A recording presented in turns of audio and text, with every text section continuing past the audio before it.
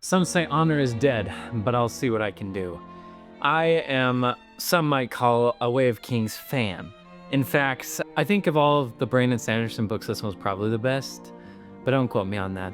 The reason that it's so good is because it has lessons in it that can't be replicated anywhere else. That's also what makes everything else that's in fiction really good. But with The Way of Kings specifically, it fills me with feelings of hope. It makes me feel like I have another chance in my life. And gosh darn it, I do dumb things sometimes.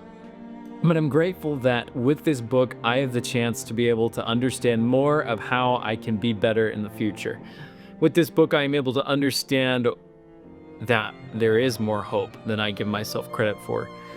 Sometimes I get discouraged and I get sad, and it was hard to understand what it would take to overcome those moments, and I found it with The Way of Kings. As we talk today, we're going to learn a lot about how honor actually is not dead, about what it means to be honorable, and how your actions can actually change the lives of those around you. It is something not to be trifled with. I hope that you enjoy our take on what gifts come from reading The Way of Kings. Welcome, everybody, to Fiction's Gifts. Today, we are going to be talking about The Way of Kings. For the first time. Yep. Sometimes we make mistakes, but we did not this time. Yeah. No mistakes This was were made. not one of those times. Although we did have a little bonus episode on The Way of Kings. So I guess this is our second time. Not our Officially. Yes, not our third. Not our third time. I don't think we need to spend a lot of time on the synopsis that we often do because we kind of already did that in that other video. So True. watch that, I guess. Yeah, it's good. If you haven't read The Way of Kings yet, now you'll know why once you watch our video about why you should read The Way of Kings. And if you haven't read The Way of Kings yet, kindly don't watch this episode. Kindly. Yeah, this would be a crime against humanity if you watched this and you hadn't read the book. Yeah, there are different severities of how important it is to go into things without spoilers, and I would put this one pretty high up there. I think you want to go into this one reasonably blind. I think it's okay to have some of the early things, but Like what I talked about in that other video, I think. But we're going to get really deep into stuff, and it's a lot better if you experience it blind. Indeed. As for my rating of this book, I would say 10.5 out of 11. By the way, it's out of 11. Yes. I'm giving this an easy 11 out of 11. I do have a couple of things about it that I am not super hip to, but I don't care. There is no piece of media or art in existence that is more meaningful to me than The Way of Kings. And I recognize that is just partially my own bias. I'm not trying to say it's objectively the best piece of art that's ever been created, but I'm not saying that. And I think that it's nice also because a rating system doesn't actually mean how much someone else will enjoy it. It's just how much you enjoy it and how much you will continue to enjoy it. It is definitely got to be one of the best things I ever read. I mean, 10.5, I think that's the highest I've ever rated something. Yeah, So I think that's right. the only reason it's not that 0.5 more is probably just because I didn't have that life-changing experience with this particular book. It didn't get me at that perfect time. But that being said, I have very fond memories of the first time I read it and reading it again. This is something that will be known. I tend to cry. And in this book, I cried. So it's pretty good. We put little packages together for what we think are some of the most important themes or things that stuck out to us. And we're going to be going through them. What they are basically is we've compiled little snippets from the book, little excerpts, and put them together to show what the book is trying to communicate. And I will pull out the Immortal Chalk. This chalk is very special. It's fancy. And as we go along, we'll write on the chalkboard and keep you up to speed. Not that you need it, especially if you're just listening to this, but it's fun.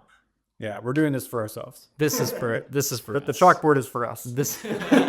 I'm too stupid without the chalkboard. So, we'll get into it. This first excerpt from the book is called Perseverance, and our boy Levi will be reading this one for us. Yes, and I'll give context that I think is necessary and try not to over-explain. That's a bit of a weakness of mine, particularly with this book. But this excerpt, this is pretty close to the beginning. This is from the perspective of Kaladin. He's the protagonist of the book, and he is really, really struggling. He's a slave. He's in this horrible position where he and his fellow slaves are basically just used to draw arrows away from the rest of the army. It's physically brutal. It's like mentally just kind of destroying him. And at this point, he has decided that he doesn't want to keep going, and he steps up to the edge of a chasm to step off of it and to take his own life. And before he does, his friend Syl, who's a little windspren, comes and starts talking to him and is essentially trying to talk him out of it. So that's where this little clip is going to pick up.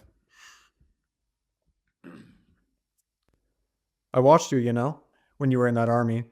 You'd always find the young, untrained men and protect them, even though it put you in danger. I failed them. They're dead now. They would have died more quickly without you. You made it so they had a family in the army. I remember their gratitude. It's what drew me in the first place. You helped them. No, he said, clutching the black vein in his fingers. Everything I touch withers and dies. He teetered on the edge. Thunder rumbled in the distance. Those men in the bridge crews, Syl whispered. You could help them. Too late. He closed his eyes, thinking of the dead boy earlier that day. It's too late. I failed. They're dead. They're all going to die, and there's no way out. What is one more try, then? Her voice was soft, yet somehow stronger than the storm. What could it hurt? He hesitated. You can't fail this time, Kaladin. You've said it. They're all going to die anyway. He thought of Tien and his dead eyes staring upward. I don't know what you mean most of the time when you speak, she said. But it seems that if you're worried about hurting people, you shouldn't be afraid to help the bridgemen. What more could you do to them? One more try, Kaladin, Syl whispered. Please. One more try. The men huddled in the barrack with barely a blanket to call their own, frightened of the storm, frightened of each other, frightened of what the next day would bring. One more try. He thought of himself, crying at the death of a boy he hadn't known, a boy he hadn't even tried to help. One more try. Kaladin opened his eyes. He was cold and wet, but he felt a tiny, warm candle flame of determination come alight inside of him.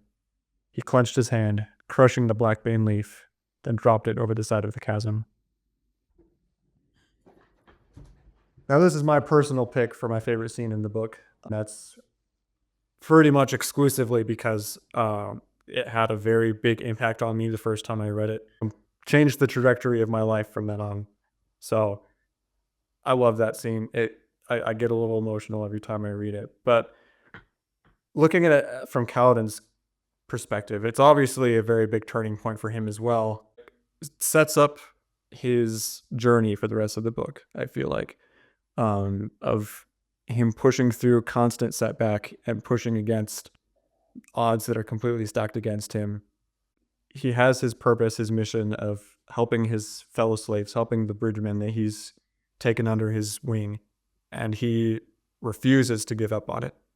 Seeing the way that he keeps going and perseveres through every setback that he's faced with, to me, felt very empowering the first time I read it, and continues to as I have reread it and as I've just thought back on the story, as I am often inclined to do. Mm-hmm. I realized something for the first time as you were talking and as you were reading this. Wow, that is so relatable. The struggle to want to not take another try. That's the most confusing way I could have said that. I realized that, we've been doing this podcast for almost 3 months, and sometimes even with this and all of the other goals that I have in my life, it can get really easy to think I'm wasting my time doing something that I feel like I have been called to do. Yeah. It's profound that even though Kaladin feels that he's not very articulate, that he's not very worthy, that he made the decision to try again. Yeah. It's so easy to want to give up, whether it's on a big scale or a small scale. It's so natural to just think, what's the point? And I love the kind of counter argument that Syl presents to him of like, why not? Like, what do you have to lose? And, I don't think there are very many cases where you literally have nothing to lose. But I feel like part of the takeaway here and what Kaladin experiences is that there is something to lose, but it's worth it. Yeah. Do you mind if I ask you, what is the story of why this section of the book was so impactful to you? Yes. When I first read this, it was like a little over a year after I graduated high school. It was during COVID. And I was really just kind of stagnant. In a sense, I had given up. Like, I wasn't really like going anywhere. I wasn't moving forward in life at all, and I didn't really feel any point in trying to move forward.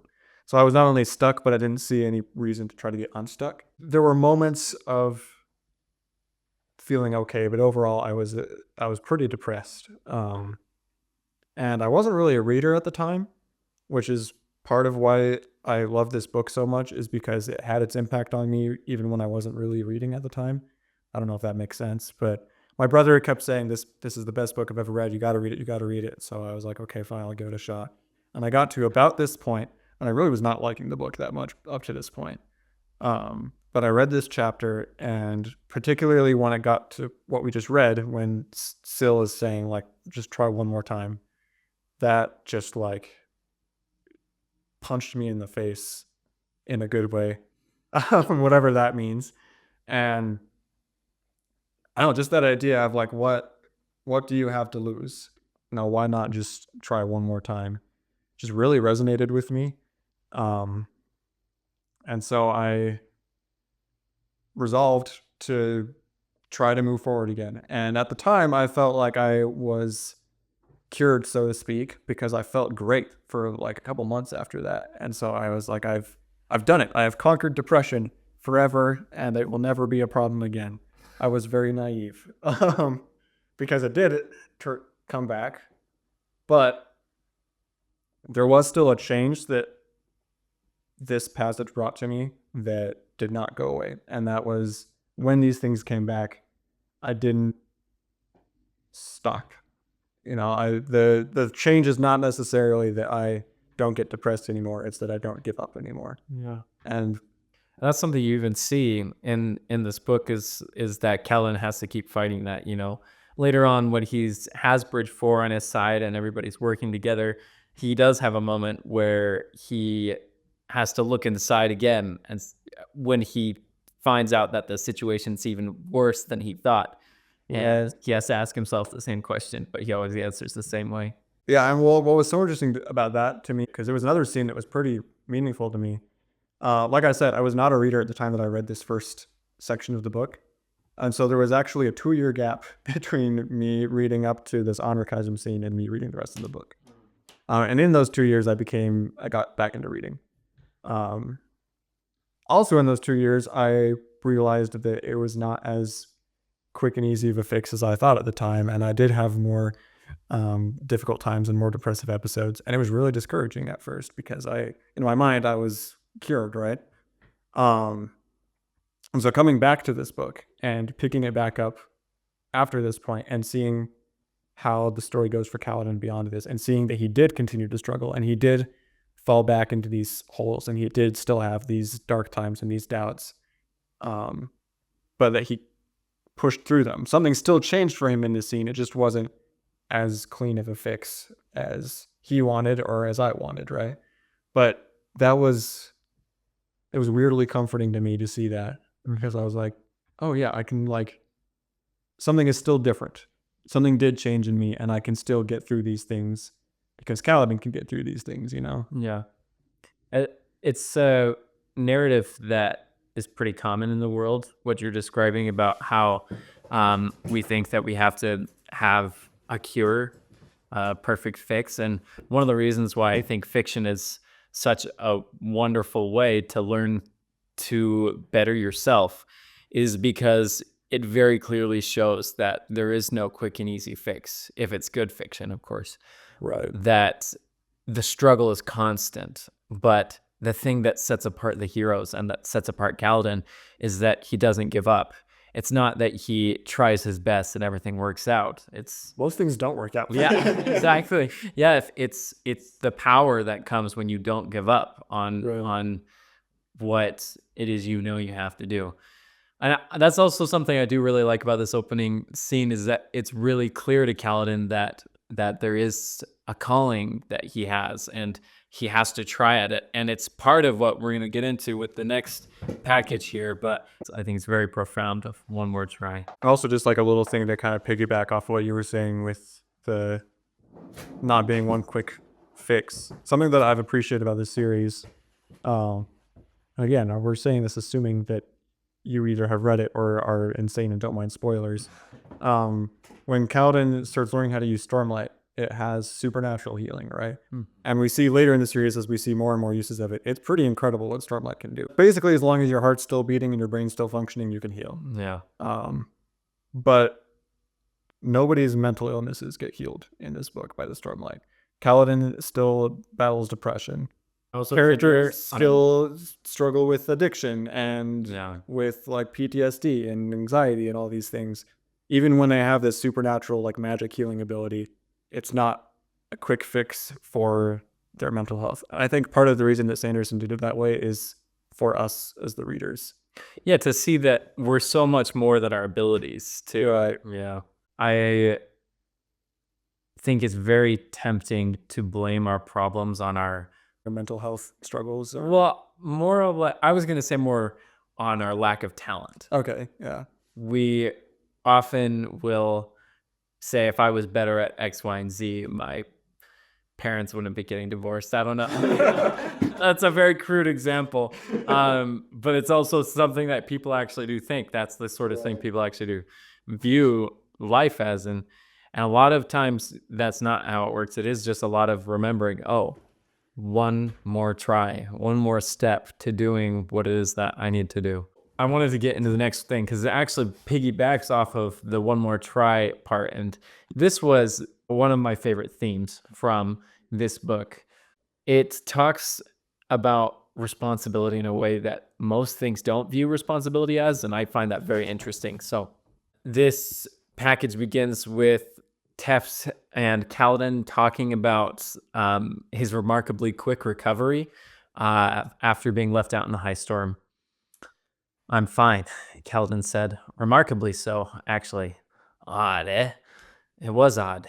It fed his nagging worry that he was subject to some kind of supernatural curse of the type that was supposed to happen to the people who sought the old magic. Kaladin lived when everyone else died. Was that the work of some spren from damnation, letting him think he might be able to do some good, and then killing everybody he tried to help? There were supposed to be thousands of kinds of spren, many that people never saw or didn't know about. Syl had followed him. Could some kind of evil spren be doing the same? A very disturbing thought. After he's thinking about all of that, there's a moment where Kaladin meets Hoyd or Wit just randomly out and about, Wit doing his being Wit exactly, stuff. his Wit stuff. And he tells him the story about the Wandersail. A civilization collapses after they find out they were responsible for their own actions. What does the story mean then? It means what you want it to mean, Hoyd said. The purpose of a storyteller is not to tell you how to think, but to give you questions to think upon. Too often we forget that. Kaladin frowned. It means taking responsibility, Kaladin said. The Ovara. They were happy to kill and murder so long as they could blame the Emperor. It wasn't until they realized there was nobody to take the responsibility that they showed grief. That's one interpretation, Hoyt said. A fine one, in fact. So what is it you don't want to take responsibility for? Kaladin started. What? People in these stories see what they're looking for, my young friend. You said about me and responsibility. Merely an idle comment, nothing more. This kind of stews in Kaladin's mind for a while until we get to the climactic scene where Kaladin decides to go back and save Dalinar's men after they were betrayed by Sidaeus. It wasn't going to work. There were too many Parshendi, and Dalinar's men would be tired. It was another disaster. But for once, Kaladin charged into it with his eyes wide open. This is my choice, he thought, as the Parshendi archers formed up. It's not some angry god watching me. It's not some spren playing tricks. It's not some twist of fate. It's me. I chose to follow Tien. I chose to charge the Shard Bearer and save Amaram. I chose to escape the slave pits. And now I choose to rescue these men. I know that I will probably fail. The Parshendi loosed their arrows, and Kaladin felt exaltation. Tiredness evaporated. Fatigue fled. He wasn't fighting for Sidaeus. He wasn't working to line someone's pockets. He was fighting to protect. Wow, that is so well written. Something that's really powerful to me about Kaladin making the choice to be who he feels he needs to be. It's inevitable that we're going to do a lot of things that we regret, trying to do what's most important to us. And it's powerful that Kaladin, when he finally learns that he has always wanted to be somebody who would protect those that are not able to protect themselves, that he's willing to take responsibility for his actions and for what got him to that point, even if it came with tragedy. And I think it's interesting that this like new perspective he has that is centered so much around like agency and making choices and everything. He doesn't really change what he does, really. Like he changes how and why he does it, but he's doing the same thing. He's just doing it more intentionally, I suppose. Yeah. Because he was always trying to like fight and protect people.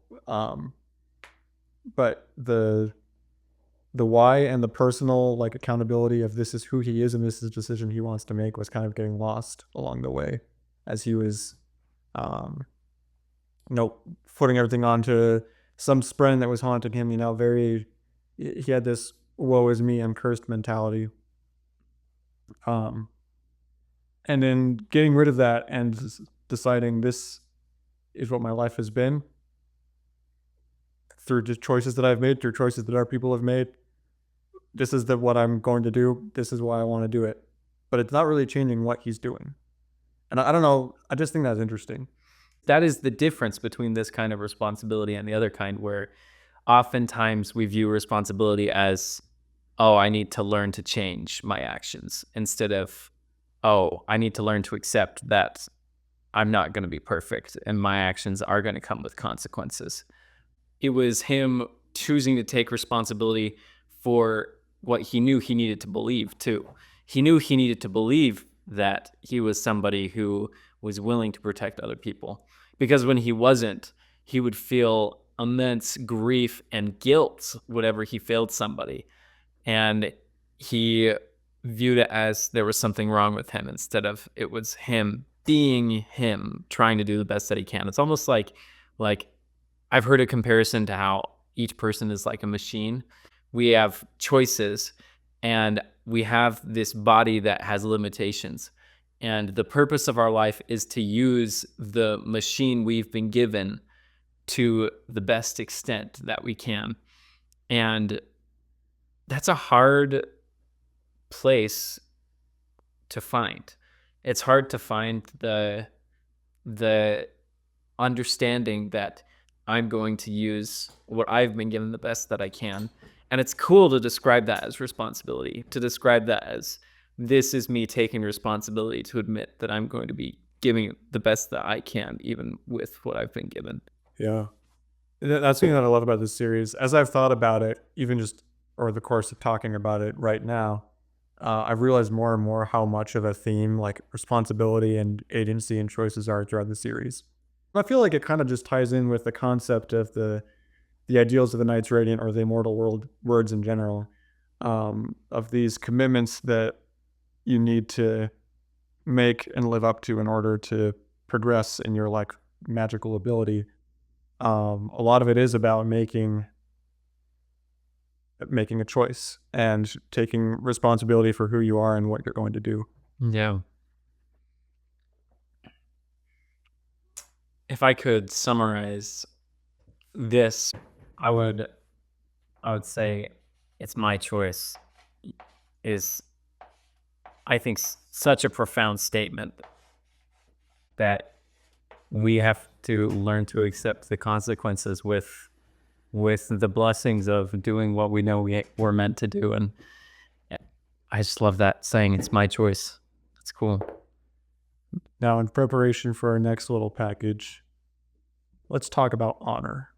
I don't know if we've even like one-on-one talked about this a whole lot, but it's something just, again, as I've been thinking about it, as we've been sitting here, something that I love about the concept of honor in this book is how it is, there's like a parallel between honor the concept and honor the divine being. Because in this story, again, I'm hoping you've read it, there is like a god over this world that embodies honor. The shard of honor is what it's called. And we find out at the end that this god has died. So honor is literally dead. Before we know that, before we even know that there is a god called honor, the idea of just honor the concept is used a lot. And literally, I think it's chapter 2, the first chapter where we see Kaladin as a slave, is titled Honor is Dead. And that's something that Kaladin says, and he's not looking at it from this mentality of like, oh yes, this god that was looking over our world is dead, because he doesn't know anything about that. To him, it's just like the concept of honor is dead. And then even once the characters do come to understand later in the series who this god was and that he is dead, there's still this like kind of back and forth on whether or not they'll accept the idea of honor, the ideology being dead. There's a lot of back and forth with that idea of like honor is dead, or, honor is not dead as long as he lives in the hearts of men and everything. And I think that's a really interesting parallel that this book and that this series plays with. And that's something that we want to look at in this next package, is just this concept of honor and whether or not it's dead or alive, and particularly from Kaladin's perspective. So this first excerpt, this is from one of the flashback sequences that we see of Kaladin. So when the book starts, this has technically already happened, but we don't read it until quite later. So he was in the army. His squad was attacked by a shard bearer, and he went to protect the man who was the leader of the army, Amram, and ended up defeating the shard bearer without having shards of his own. And so by the law, that means that he's now the owner of these shards, but he turns them down because he doesn't, just like what they stand for in his mind, he can't accept. So this scene picks up after that battle. Amram, the leader of this army, is talking to him about what happened and why he's turning down these shards. Why? Amram said. Why did he reject it? I have to know. I don't want it, sir. Yes, but why? Because it would make me one of you? Because I can't look at that weapon and not see the faces of the men its wielder slaughtered so offhandedly? Because... I can't really answer that, sir, Kaladin said, sighing. Look, those shards are mine. Well, I said to give them to Koreb. He's the highest ranked of my soldiers and the best fighter among them. The other three would understand. Besides, Koreb would take care of them once he was Light Eyes. Amram looked at Koreb, then nodded to his attendants. One closed the window shutters. The others pulled out swords, then began moving toward the 4 remaining members of Kaladin's squad. Kaladin yelled, leaping forward, but 2 of the officers had positioned themselves near him. One slammed a punch into Kaladin's gut as soon as he started moving. No. Reesh was cut down first. Kaladin gasped, stretching out a hand and struggling to his knees. This can't happen. Please, no. Koreb lasted the longest, backing away, hands held forward. He fell to his knees and began to beg. One of Amram's men took him at the neck, neatly severing his head. It was over in seconds. You bastard, Kaladin said, gasping against his pain. You storming bastard! He found himself weeping, struggling uselessly at the 4 men holding him. The blood of the fallen spearmen soaked the boards. They were dead. All of them were dead. Stormfather, all of them. Amram stepped forward, his expression grim. He went down on one knee before Kaladin. I'm sorry. Bastard! Kaladin screamed as loud as he could. I couldn't risk them telling what they saw. This is what must be, soldier. It's for the good of the army. They're going to be told that your squad helped the shard bearer. You see, the men must believe that I killed him. You're taking the shards for yourself? I am trained in the sword, Amram said, and I'm accustomed to plate. It will serve Alethkar best if I bear the shards. You could have asked me for them. Storm you! And when news got around camp, Amram said grimly, that you'd killed the shard bearer, but I had the shards, no one would believe that you had given them up of your own free choice. Besides, son, you wouldn't have let me keep them. Amram shook his head. You'd have changed your mind. In a day or two, you'd have wanted the wealth and prestige. Others would convince you of it. You'd have demanded that I return them to you. It took hours to decide, but Rostaris is right. This is what must be done, for the good of Alethkar. It's not about Alethkar. It's about you.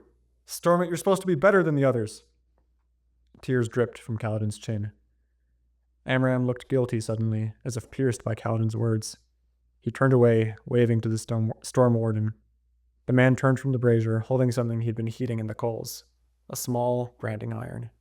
It's all an act, Kaladin asked. The honorable Bright Lord who cares about his men? Lies, all of it?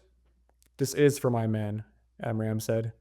He took the shard blade from the cloth, holding it in his hand. The gemstone at its pommel gave off a flash of white light. You can't begin to understand the weights I carry, spearman. Amram's voice lost some of its cool, calm tone of reason. He sounded defensive. I can't worry about the lives of a few dark-eyed spearmen when hundreds of people may be saved by my decision. The branding iron fell, searing Kaladin's fate into his skin. He let out a final, ragged scream. So it's a pretty rough scene, obviously, and it's when we read that, we get a lot of context as to why Kaladin is so distrustful, particularly of the Light Eyes, as they're called, the people in power. Yeah, they gain a lot of honor. I noticed here, like, even as he was betraying him, it's a subtle detail that he was so calm and collected. And he was justifying it, like, through honor, in a sense. Like, this is for the good of the army. It's what needs to be done. And so that's a big part of, like, why it's such a big character for a moment when Kaladin does decide to go back and save Dalinar. Because he doesn't see Dalinar as somebody who deserves it. You know, Dalinar is another one of these Light Eyes who have this false sense of honor. But Kaladin ultimately decides that to be the better person and to show honor himself, which is another thing that maybe we can get into in a second. But this scene takes place after the battle, after Kaladin has rescued Dalinar and his army, and they've all come back to the camp, and now Dalinar is confronting Sadeas, who is the one who betrayed him, and is also the one who Kaladin and all the bridgemen are slaves to. The High Princes continued their low-pitched conversation. Kaladin stood to the side of Dalinar's soldiers, exhausted with the members of Bridge 4. He promised, Kaladin thought. He promised he would free us from Sadeas. And yet, where had the promises of Light Eyes gotten him in the past? The High Princes broke off their conference, separating, stepping back from one another. Well, Sadeas said loudly, your men are obviously tired, Dalinar. We can speak later about what went wrong, though I think it is safe to assume that our alliance has proven unfeasible. Unfeasible, Dalinar said. A kind way of putting it. He nodded towards the bridgemen. I'll take these bridgemen with me to my camp. I'm afraid I cannot part with them. Kaladin's heart sank. Surely they aren't worth much to you, Dalinar said. Name your price. I'm not looking to sell. I will pay 60 emerald broams per man, Dalinar said. That drew gasps from the watching soldiers on both sides. It was easily 20 times the price of a good slave. Not for 1,000 each, Dalinar, Sadeas said. Kaladin could see the depths of his bridgemen in those eyes. Take your soldiers and go. Leave my property here. Do not press me on this, Sadeas, Dalinar said. Do not press you, Sadeas asked. What kind of threat is that? Leave my camp. It's clear there is nothing more between us. If you try to steal my property, I will have every justification in attacking you. Dalinar stood in place. He looked confident, though Kaladin saw no reason why. And another promise dies, Kaladin thought, turning away. In the end, for all his good intentions, this Dalinar Kholin was the same as the others. Behind Kaladin, men gasped in surprise. Kaladin froze, then spun around. Dalinar Kholin was holding his massive shard blade. It dripped beads of water from having just been summoned. His armor steamed faintly, stormlight rising from the cracks. Dalinar took one step forward, then drove his blade point first into the middle of the blackened justice glyph on the stone. He took a step back. "For the bridgemen," he said. Sadeas blinked. Muttering voices fell silent, and the people in the field seemed too stunned to even breathe. "What?" Sadeas said. "The blade," Dalinar said, firm voice carrying in the air. "In exchange for your bridgemen. All of them. Every one you have in camp. They become mine to do with as I please, never to be touched by you again. In exchange, you get the sword." Sadeas looked down at the blade. "This weapon is worth fortunes. Cities, palaces, kingdoms." "Do we have a deal?" Dalinar asked. Kaladin stared, unable to move, unable to think. Sadeas stared at the shard blade, his eyes full of lust. He glanced at Kaladin, hesitated just briefly, then reached out and grabbed the blade by the hilt. "Take the storming creatures." Dalinar nodded curtly, turning away from Sadeas. "Let's go," he said to his entourage. "They're worthless, you know," Sadeas said. "You're of the 10 fools, Dalinar Kholin. Don't you see how mad you are? This will be remembered as the most ridiculous decision ever made by an Alethi High Prince." Dalinar didn't look back. He walked up to Kaladin and the other members of Bridge 4. "Go," Dalinar said to them, his voice kindly. "Gather your things and the men you left behind. I will send troops with you to act as guards. Leave the bridges and come swiftly to my camp. You will be safe there. You have my word of honor on it." He began to walk away. Kaladin shook off his numbness. He scrambled after the High Prince, grabbing his armored arm. "Wait, what just happened?" Dalinar turned to him. Then the High Prince laid a hand on Kaladin's shoulder. "I don't know what has been done to you. I can only guess what your life has been like. But know this. You will not be bridgemen in my camp, nor will you be slaves." "But what is a man's life worth?" Dalinar asked softly. "The slave masters say one is worth about 2 emerald broams," Kaladin said, frowning. "And what do you say?" "A life is priceless," he said immediately, quoting his father. Dalinar smiled, wrinkled lines extending from the corners of his eyes. "Coincidentally, that is the exact value of a shard blade. So today you and your men sacrificed to buy me 2,600 priceless lives, and all I had to repay you with was a single priceless sword. I call that a bargain." "You really think it was a good trade, don't you?" Kaladin said, amazed. Dalinar smiled in a way that seemed strikingly paternal. "For my honor, unquestionably. Go and lead your men to safety, soldier. Later tonight, I will have some questions for you." Oh my gosh, I get chills every time I read that. It's so good. As I was reading it this time, I was just remembering the first time I read that, because I remember, like, you read, like, Kaladin spins around and sees Dalinar summon his shard blade, and I was like, oh my oh, so things are going down. And then when he, like, sticks it in the ground and says for the bridge, I was like, oh. And the justice glyph, it's so good. It's just so good. Yeah. If it weren't for my personal connection to the honor chasm scene, that would probably be my favorite part of the book. Mm-hmm. Followed very closely by Kaladin's decision to go back and save Dalinar. It's like the contrast between that and the scene with Amaram. I mean, it's a very deliberate thing. I don't think Sanderson just stumbled into that by accident, Yeah. right? But I love, Amaram was willing to kill and betray and enslave these men who had saved his life just to get this one shard blade. And Dalinar, already having the shard blade, didn't really have anything to lose except his own personal sense of honor. Like, you could argue that Amaram did, but Dalinar had nothing. He had already been rescued. He had made a promise to these slaves, and his honor demanded that he help them. But, like, physically, what was going to happen to him if he wasn't able to help them? Nothing. But he had his honor, and he knew that it was the right thing to do, and it's what he wanted to do. And I don't know if he went into that thinking like, oh, I'm going to give up my shard blade. But I think because of his journey, which we haven't talked about a whole lot yet, but his journey up to that point through the book of understanding better what honor is and how he wants to embody it and who he wants to be, I think it was, even if he hadn't already decided before that scene happens that he was willing to give up his strong blade, I imagine that it was almost second nature to him at that point. Yeah. You know, with things like this, they're so good that I become really somber. Um, I don't know why. I've read this a lot recently because of trying to make this, but for some reason, when we read it now, there was a little bit of extra oomph there. I just feel, you know, I feel for Kaladin. Like when he says, "You really think that was a good trade, didn't you?" Um, he said, "Don't you?" Not didn't you? Oh. You really think that was a good trade, don't you? And it's amazing how somebody could value life that much. It's a very visible showing of what honor really is. He would do what was right when everything was on the line. He knew where value really did lie.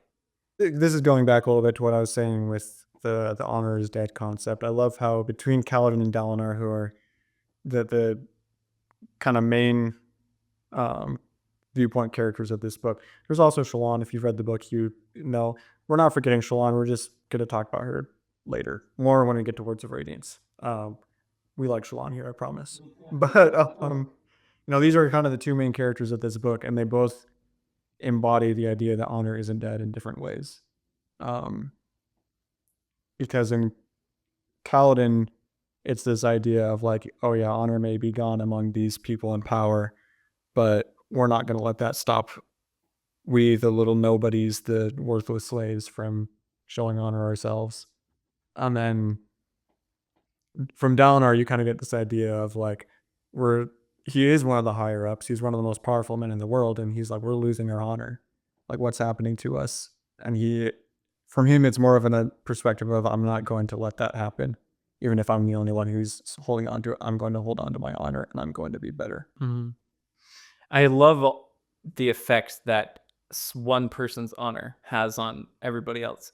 Like Dalinar's honor affects Kaladin. Kaladin's honor affects his crew. And that's kind of, we've got one more short little package that I don't know.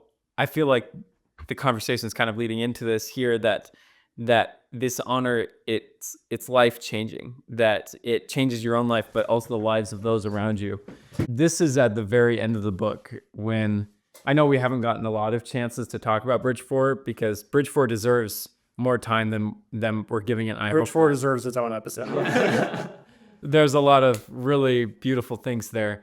And this kind of last sequence here will tie into what we're talking about with honor, but it's also a beautiful exposition of the effect that this camaraderie between these people can have, and also the effect that a good example can have. This is at the very end after they relocate to Dalinar's war camps again. And it's Kaladin as he gets settled in. He took a spoonful of stew. It tasted better than usual. Had Rock changed the recipe? Or was it something else?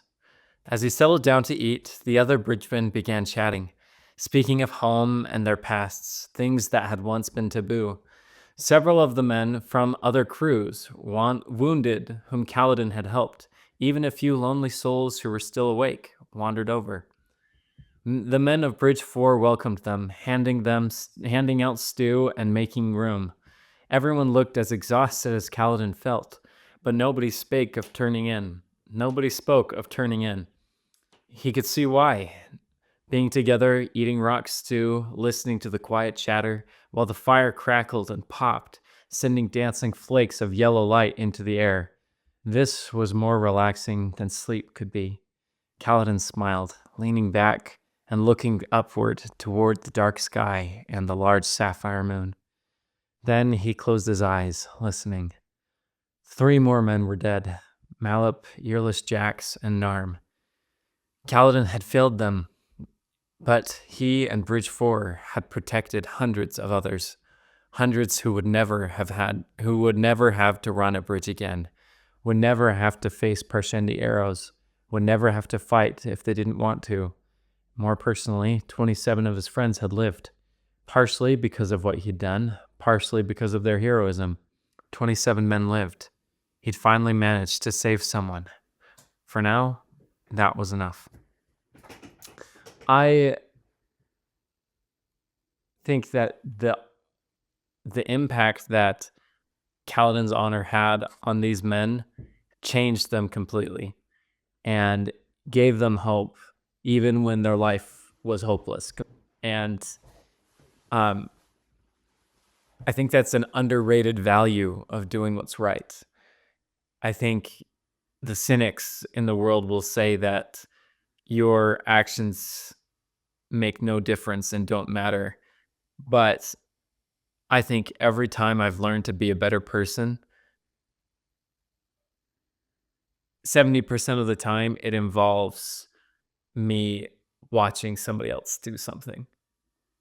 Part of why I love fiction so much is this is a story about how the love and honor of somebody can change somebody's life. Yeah, it plays into one of my absolute favorite quotes from this book. There's not included in any of the packages we put together, but I'm going to throw it in anyway because it's good. And in my mind, it's one of the overarching themes of this book as a whole. Initially, it's Kaladin's father who tells it to him, and then later he kind of repeats it back to himself and he decides to go and save Dalinar and his men. And it's that somebody has to start. Somebody has to step forward and do what is right because it is right. If nobody starts, then others cannot follow. And, we see this with Kaladin and his decision to live better and to try to help people and not just be a mindless slave. And because he does that, the rest of Bridge 4 gradually follow him and turn into these like incredible heroes, not just in this book, but in the series to come, right? We also see that in all of their decision to help the other bridgemen who aren't even part of their bridge crew and to go and to save Dalinar. But I feel like we see it with Dalinar as well, where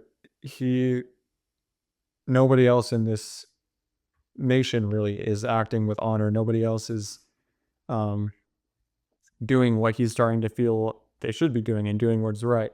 And so he, despite the fact that he's being ridiculed for it, despite the fact that he's being looked down on, everybody, like all of his notoriety and respect, he's sacrificing basically to live with this honor that he feels like he's supposed to have. And again, as we see a little bit in this book, but particularly in future books, we see more and more people start following his example and looking up to him because he had the courage to step forward and be the first one, even at risk of his own image. And I mean, in the case of the scene we read a second ago, giving up this priceless weapon that was like a huge status symbol for him. Mm-hmm. Yeah. And it was more than just a status symbol. It was also what he considered part of his identity too. Right. He realized that his honor was a more valuable part of his identity than any shard blade could be. I also love the progression that you see in Kaladin. He finally saw that, because he took responsibility for his actions and wanted to help others because he wanted to, he could finally rest and say he failed some, but he saved a lot more. And for now, that was enough. It's cool that it's even in the first ideal that he swears in this book is, I will protect those that will not protect themselves. That's such a grand idea. It's harder than what we can do perfectly. And he's going to make mistakes, but it's admission that he's accepting that responsibility, that he's satisfied with himself. Yeah, it's just a good sort of wrap up to the very first thing that we read, right? Him at the honor chasm. Mm-hmm. Of him resolving to try to help these people, even though he felt like he would probably fail. And now getting to this point and being able to feel some kind of sense of contentment with his life because he had succeeded and because he had decided not to give up in that moment. Yeah. I feel like this, Stu, I feel like it's sort of almost symbolic of the idea of the first ideal. because that's a big thing that Bridge 4 embodies to me in this book, is this idea of like, Kaladin has this mentality of like, I've only succeeded if I prevent them from dying. But very quickly they get this mentality of like, we're going to die anyway, but we're going to live until we die, which what they weren't doing before. And so I feel like that's something that we see sort of represented through this idea of their meal that they share together every night, or they can just talk and laugh and enjoy a good time together, is them learning to cherish their lives, knowing that they may very well die tomorrow. Mm-hmm. And so I feel like that's something that we see as like they continue to hold on to this stew because it's about what it meant to them and not necessarily about the food itself. Yeah. It's a good book.